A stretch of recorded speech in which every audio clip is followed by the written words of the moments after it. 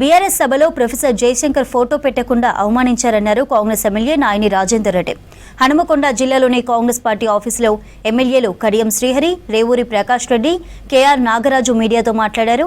కర్రెగుట్టలో Kagar operation ఆపాలని CM Revanth Reddy కేంద్రానికి లేఖ రాస్తున్నారన్నారు. కగార్ ఆపరేషన్ ఆపి కేసీఆర్ ఫామ్ హౌస్లో సోదాలు చేస్తే కోట్లాది రూపాయలు దొరుకుతాయన్నారు.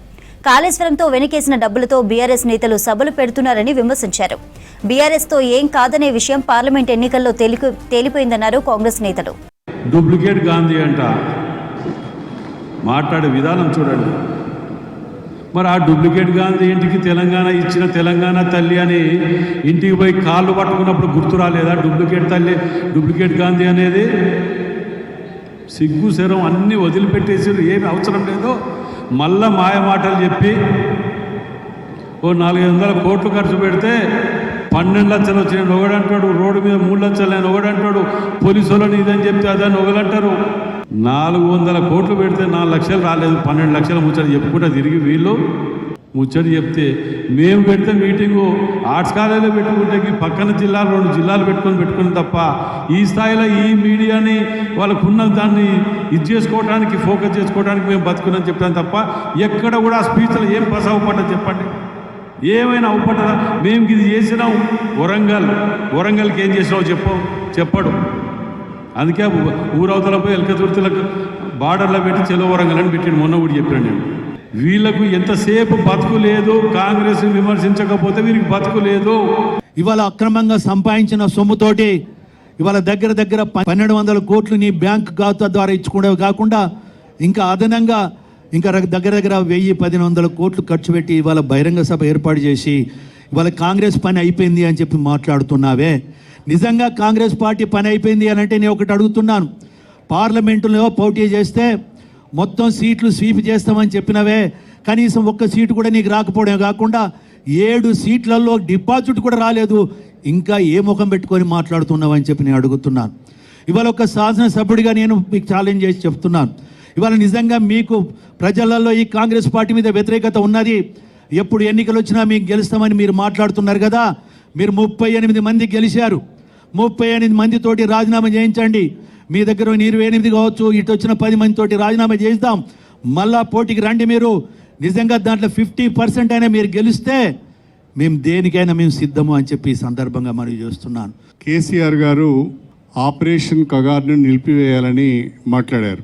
కానీ కేసీఆర్ గారు మర్చిపోయారు, అధికారంలో ఉన్నప్పుడు ప్రజాస్వామ్య వ్యవస్థలన్నింటినీ భ్రష్టు పట్టించి ప్రజలు, ప్రజా సంఘాలు, రాజకీయ పార్టీలు కనీసము ప్రజల యొక్క డిమాండ్స్ను ప్రభుత్వ దృష్టి తీసుకురావడానికి వీలుగా ఏర్పాటు చేసిన ధర్నా చౌక్ని ఎత్తివేసిన విషయాన్ని మర్చిపోయారు. ప్రభుత్వానికి వ్యతిరేకంగా మాట్లాడిన వాళ్ళందరిపైన తప్పుడు కేసులు పెట్టి జైళ్ళకు పంపించిన విషయాన్ని మర్చిపోయారు. చివరికి నక్సలైట్లతో చర్చలు జరపాలనే విషయాన్ని కూడా ఆయన మర్చిపోయారు. ఆ రోజున గత ప్రభుత్వంలో కూడా కొన్ని ఎన్కౌంటర్స్ చేశారు. ఇప్పుడు రాజకీయ పబ్బం గడుపుకోవడానికి మాత్రమే కగార్ను నిలిపివేయాలి, ఆపరేషన్ కగారు నిలిపివేయాలని మాట్లాడుతున్నారు. తన అధికారం ఉన్నప్పుడు పట్టించుకోలేదు, అధికారం లేనప్పుడు మాత్రం మాట్లాడుతున్నారు. కాంగ్రెస్ పార్టీ అన్నిట్లో ఫెయిల్ అయిందని ఒక లిస్టు చదివారు. కరెంటు సరిగా ఇవ్వడం లేదు, మంచినీరు సరిగా సరఫరా చేయడం లేదు, రుణమాఫీ కాలేదు అని ఏదో కొన్ని చదువుతూ వీటన్నిటిలో ఫెయిల్ అయ్యాలని మాట్లాడారు.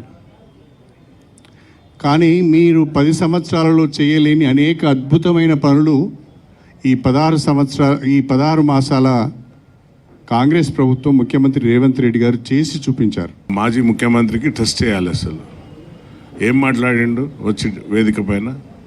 అన్నీ అసత్య ప్రచారాలు తప్ప కాంగ్రెస్ మీద అన్ని అబద్ధాలు.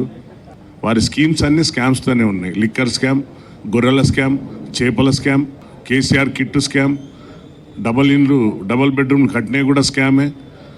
అవి తంతే గోడలు ఊడిపోతున్నాయి. అన్ని స్కామ్స్తో నిండినాయి తప్ప కాళేశ్వరం అది కూలేశ్వరం అయిపోయింది.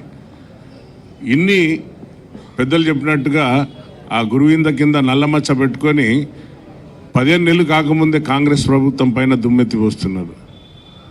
రైతులను ఆదుకునే పార్టీ కాంగ్రెస్ ప్రభుత్వం, రైతుల పక్షపాతి కాంగ్రెస్ ప్రభుత్వం, పేదల పక్షపాతి కాంగ్రెస్ ప్రభుత్వం, వారి కడుపు నిండా అన్నం పెట్టే ప్రభుత్వం, పేదలను హక్కున చేర్చుకునేది కాంగ్రెస్ ప్రభుత్వం. ఎన్ని పథకాలు చెప్పని స్కీమ్లను కూడా నెరవేర్చుకుంటూ ముందుకు పోతుంది క్యాబినెట్. బంగారు తెలంగాణ అన్నావు, చిప్ప చేతులు ఇచ్చిపోయినావు.